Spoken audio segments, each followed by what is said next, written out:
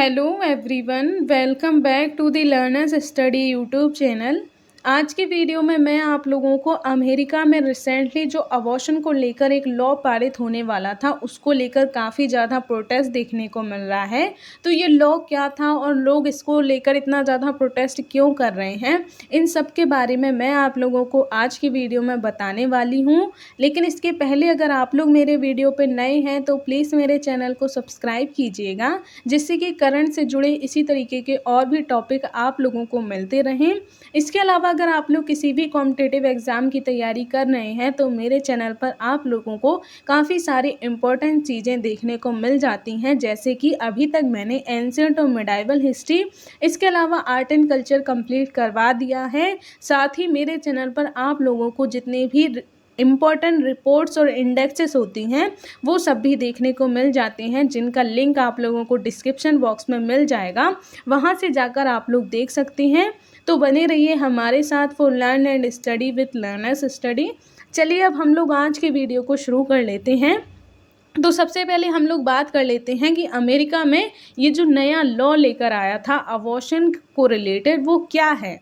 तो अगर हम इसके बारे में बात करें तो अमेरिका का जो सुप्रीम कोर्ट है वो अभी रिसेंटली अबॉर्शन को लेकर एक नया लॉ पारित करने वाला था, जो कि वहाँ पर 1973 का एक लॉ था जिसे रॉ वर्सेस वेड के नाम से जाना जाता है। तो ये जो फैसला था उसको पलटने से रिलेटेड अभी अमेरिका का जो सुप्रीम कोर्ट है वो एक डिसीजन पारित करने वाला था, लेकिन वो डिसीजन पब्लिक होने से पहले ही वहाँ की जो एक न्यूज़ एजेंसी है जिसका नाम पॉलिटिको है उसने इसे लीक कर दिया।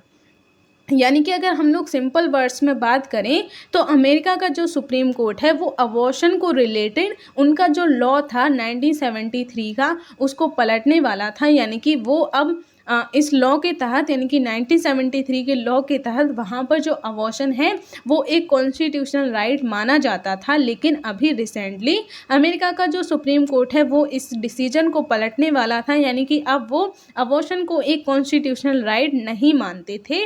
तो इसी को लेकर अभी एक लॉ जो है वो पारित होने वाला था, लेकिन उससे पहले ही उसे लीक कर दिया गया। तो जब ये लीक हुआ तो उसके बाद लोगों ने काफ़ी ज़्यादा प्रोटेस्ट किया। लोगों का ये कहना है कि सुप्रीम कोर्ट जो है वो इस तरीके से अबॉर्शन को बैन नहीं कर सकता है। अबॉर्शन जो है वो उनका एक कॉन्स्टिट्यूशनल राइट है और इसे कॉन्स्टिट्यूशनल राइट ही रहने देना चाहिए। तो इसी को लेकर वहाँ पर इतना ज़्यादा हमें प्रोटेस्ट होता हुआ दिखाई देता है। अब यहाँ पर हमने एक केस के बारे में बात की जो कि 1973 का है, जिसे रॉ वर्सेस वेड का नाम दिया गया है। तो ये केस क्या है, अब हम लोग इसके बारे में बात कर लेते हैं। तो 1973 में अमेरिका का जो सुप्रीम कोर्ट है वो रॉ वर्सेस वेड के नाम से एक फैसला या फिर एक डिसीजन लेके आया था। इस डिसीजन के अकॉर्डिंग अबॉर्शन जो है उसे एक कॉन्स्टिट्यूशनल राइट बना दिया गया था। और अगर हम लोग बात करें इस डिसीजन के तहत अमेरिका के सुप्रीम कोर्ट ने अमेरिका के जितने भी ऐसे राज्य हैं जिनमें अबॉर्शन को अवैध माना जाता था उन सभी कानूनों को रद्द कर दिया और अबॉर्शन को एक कॉन्स्टिट्यूशनल राइट बना दिया सभी राज्यों के लिए। इस अगर डिसीजन के अकॉर्डिंग हम लोग बात करें तो वहाँ पर जो 28 सप्ताह या फिर लगभग हम लोग 7 महीने तक की जो प्रेगनेंसी होती है उसको अवॉर्ड कराने का अधिकार दिया गया था। यानी कि लगभग 7 महीने तक की प्रेगनेंसी को अवॉर्ड करवा सकते हैं, ऐसा अभी तक अमेरिका में कानून बना हुआ था, जो कि 1973 के रॉ वर्सेस वेड के फैसले से निकलकर आया था। तो ये हम लोगों ने बात कर ली। अब हम लोग बात करें कि अगर अमेरिका में या फिर जितनी भी जो वेस्टर्न कंट्रीज़ हैं उनमें अबॉर्शन को लेकर काफ़ी टाइम से एक बहस चली आ रही है। तो ये बहस क्या है, तो इस बहस को लेकर अगर हम लोग बात करें तो हमें 2 शब्द काफ़ी ज़्यादा प्रचलित देखने को मिलते हैं जिनको लेकर काफ़ी टाइम से बहस चली आ रही है। तो उनमें पहला जो शब्द है उसे प्रो चॉइस कहा जाता है और जो दूसरा शब्द है उसे प्रो लाइफ कहा जाता है। तो अगर हम लोग पहले प्रो चॉइस के बारे में बात करें तो जो लोग प्रो चॉइस को फॉलो करते हैं उन लोगों का ऐसा कहना है कि अबॉर्शन करवाना या फिर अपनी गर्भावस्था को समाप्त करने का जो अधिकार है वो किसी भी महिला का अपना पर्सनल चॉइस होना चाहिए। यानी कि ये उस महिला का अधिकार होना चाहिए कि वो अपनी प्रेगनेंसी को कंटिन्यू करना चाहती है या फिर अबॉर्शन करवाना चाहती है, तो ये उसका खुद का पर्सनल चॉइस होनी चाहिए। जबकि दूसरी तरफ अगर हम लोग बात करें, जो लोग प्रो लाइफ को फॉलो करते हैं, उन लोगों का ऐसा कहना है कि हमें उस बच्चे के अधिकार के बारे में भी सोचना चाहिए, हमें उस बच्चे की जो लाइफ है उसके प्रति भी संरक्षण देना चाहिए, यानी कि उस बच्चे का जो जीवन है उसको भी कानूनी संरक्षण देना चाहिए। इन लोगों का ये मानना है कि अबॉर्शन जो है वो उस बच्चे के जीवन के अधिकार के विरुद्ध है। तो इस तरीके से ये जो लोग हैं वो अबॉर्शन को एक अधिकार नहीं मानते हैं, वो लोग उस बच्चे का जो जीवन है उसके बारे में भी संरक्षण प्रदान करने की बात करते हैं। तो इस तरीके से ये जो दो बहस हैं वो हमें वेस्टर्न कंट्रीज़ में, विशेषकर जो अमेरिका है उसमें काफ़ी टाइम से देखने को मिल रही हैं। यानी कि एक तरफ जो लोग हैं वो महिला की चॉइस के बारे में बात करते हैं, तो दूसरी तरफ जो लोग हैं वो बच्चे के जीवन के बारे में भी बात करते हैं। तो इस तरीके से आप लोग इनके बारे में याद रख सकते हैं। अब हम लोग नेक्स्ट बात करें कि प्रेजेंट टाइम में क्या सिचुएशन है, यानी कि प्रेजेंट टाइम में जो मुद्दा निकल कर आ रहा है वो क्या है। तो इसकी शुरुआत मिसिसिपी कानून से हुई थी।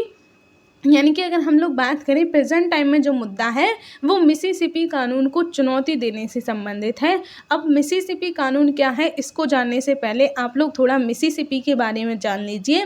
तो मिसिसिपी जो है वो अमेरिका के 50 राज्यों में से एक राज्य देखने को मिलता है, जो कि आप लोग मैप पर भी देख सकते हैं। ये आप लोग अमेरिका के मैप पर मिसिसिपी देख रहे हैं। तो हम लोग अगर बात करें 2018 में मिसिसिपी में एक फैसला लेकर आया गया था जो कि 1973 के फैसले को चुनौती देता था। यानी कि इस फैसले के तहत अमेरिका में 15 सप्ताह के बाद की अगर कोई भी अबॉर्शन करवाता है तो वो उस पर प्रतिबंध लगा दिया गया था। यानी कि अगर हम लोग बात करें तो 2018 में मिसिसिपी में एक कानून लेकर आया गया था जिसके तहत अगर 15 सप्ताह के बाद कोई भी अबॉर्शन करवाता है तो उस पर प्रतिबंध लगा दिया गया था, यानी कि उसको एक अपराध माना जाएगा।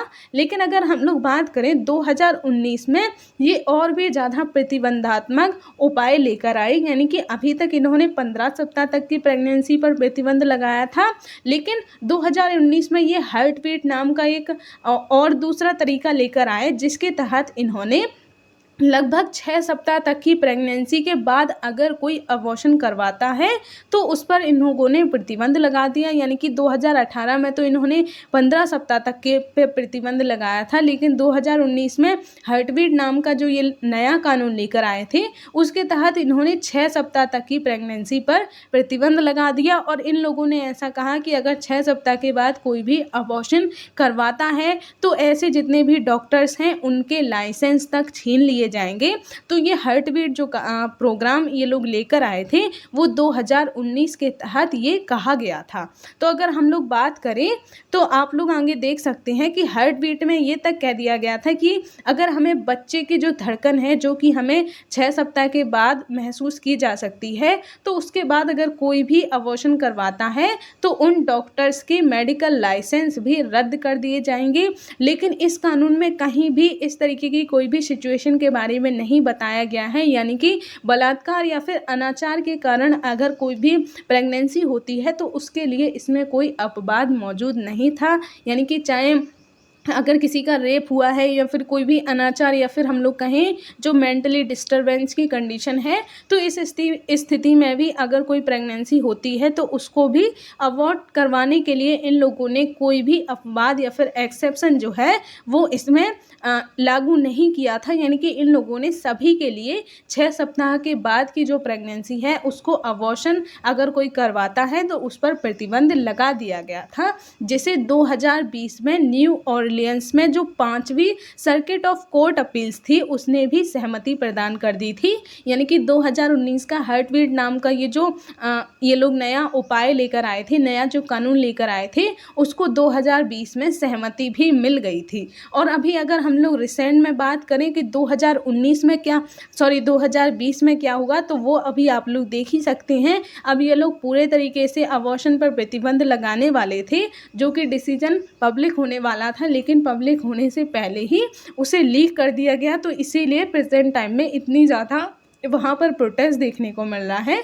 तो इस तरीके से आप लोग याद रख सकते हैं कि अमेरिका में ये जो प्रोटेस्ट है या फिर अबॉर्शन को लेकर जो लॉ है वो उसकी शुरुआत कब से हुई थी और वहाँ पर प्रोटेस्ट क्यों हो रहा है। तो इसकी शुरुआत मिसिसिपी से हुई थी, जो कि 2018 में मिसिसिपी ने एक अपना लॉ पारित किया था। उसके बाद फिर उन्होंने 2019 में हार्टबीट नाम का एक लॉ पारित किया। उसके बाद अभी प्रेजेंट टाइम में पारित होने वाला था, लेकिन उसके पहले ही लीक कर दिया गया, यानी कि अब जो है वो पूरे तरीके से प्रतिबंध लगाने वाले थे अबॉर्शन पर। तो उससे पहले ही वो जो डिसीजन है वो लीक हो गया। तो इसलिए वहाँ पर अब काफ़ी ज़्यादा प्रोटेस्ट देखने को मिल रहा है। तो इस बारे में आप लोगों के क्या विचार हैं कि अमेरिका जैसी सोसाइटी में या फिर अमेरिका जैसी कंट्री में अगर प्रेजेंट टाइम की जो जैसी हमारी सोसाइटी है उसमें इस तरीके का कोई डिसीजन उभर कर सामने आता है, तो इसका बाकी के देशों पर या फिर हमारी सोसाइटी पर किस तरीके का इम्पैक्ट पड़ेगा, और आप लोगों को क्या लगता है कि इस तरीके का डिसीजन वहाँ पर सही माना जा रहा है या फिर हम लोग इसे सही नहीं कह सकते हैं। तो इस बारे में आप लोग अपने विचार कमेंट बॉक्स में ज़रूर बताइएगा। मेरे अकॉर्डिंग तो अमेरिका में इस तरीके का कोई भी डिसीजन पारित करना एक बहुत ही रिग्रेसिव स्टेप जो है वो माना जा रहा है, क्योंकि अमेरिका जो है उसको ही लेकर बाकी की जो दूसरी कंट्रीज़ हैं वो भी अपने यहाँ पर काफ़ी सारे लॉ पारित करती हैं। तो अगर अमेरिका में इस तरीके का लॉ पारित किया जाएगा तो उसका पूरी दुनिया पर काफ़ी ज़्यादा असर पड़ेगा। तो इस बारे में आप लोगों को क्या विचार हैं, आप लोग अपने विचार कमेंट बॉक्स में ज़रूर बताइएगा।